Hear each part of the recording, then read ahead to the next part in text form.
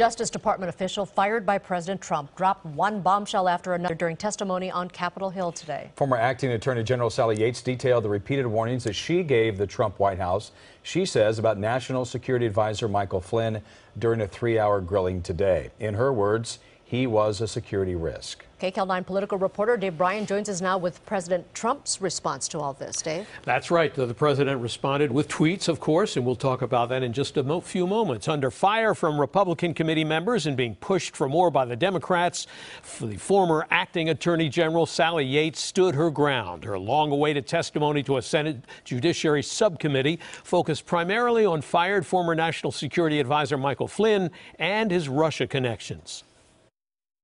We felt like it was critical that we get this information to the White House. Former acting Attorney General Sally Yates testified she expected the Trump administration to take action after a January 26th meeting with White House counsel Don McGahn, where she informed him that National Security Advisor Michael Flynn lied to the vice president when he denied discussing U.S. sanctions on Russia in a conversation with the Russian ambassador Sergei Kislyak, and the Russians knew he lied. The National Security Advisor essentially could be blackmailed by the Russians. California Senator Dianne Feinstein led the questioning about possible Russian blackmail. You were worried that General Flynn would be compromised.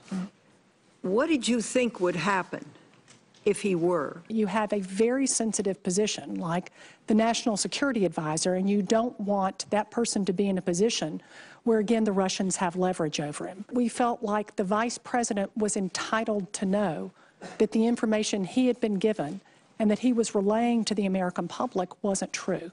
Yates testified that she actually talked to the White House 3 times about Flynn's vulnerability to being blackmailed by Russia for telling his lies. Republican Senator Lindsey Graham pressed Yates on the issue of possible collusion with the Russians to fix the election.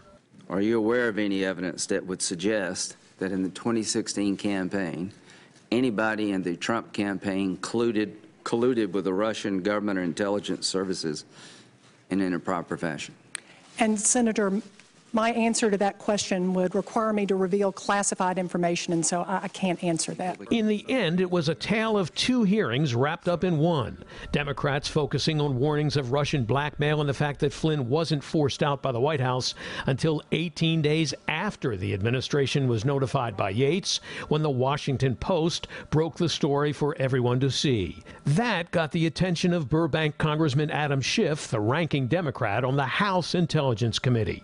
That even after all that, it still took 18 days for the president to fire him, and then only because it became public. All of those facts are deeply disturbing.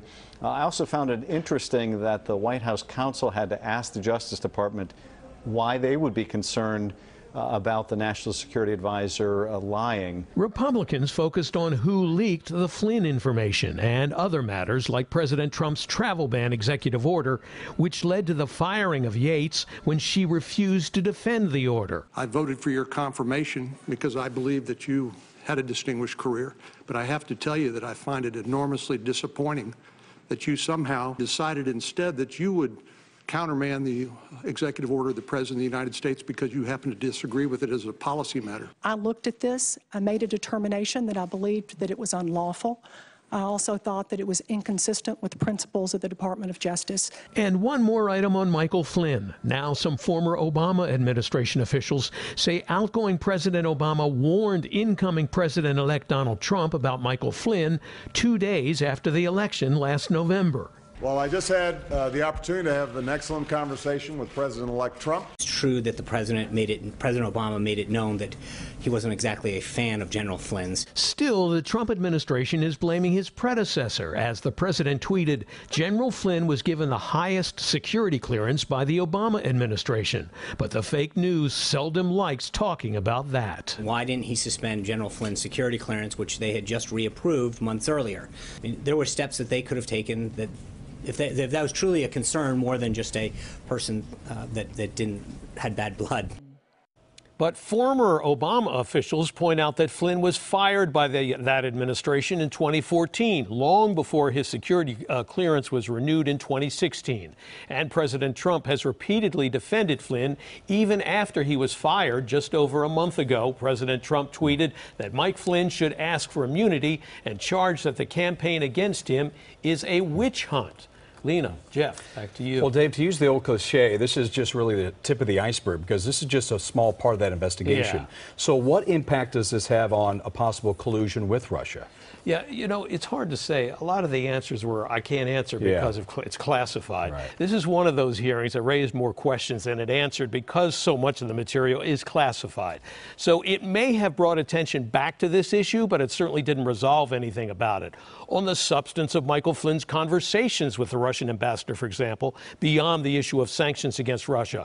And was Flynn the only one who was having private conversations with Russian officials? Even about the 18-day delay in pushing Flynn out of office after the White House counsel was repeatedly warned about Flynn. Did the White House take the warning seriously, or was it considered sour grapes by a partisan Justice Department official, or was something else going on? We'll have to wait and see. Lena? Yeah. All right.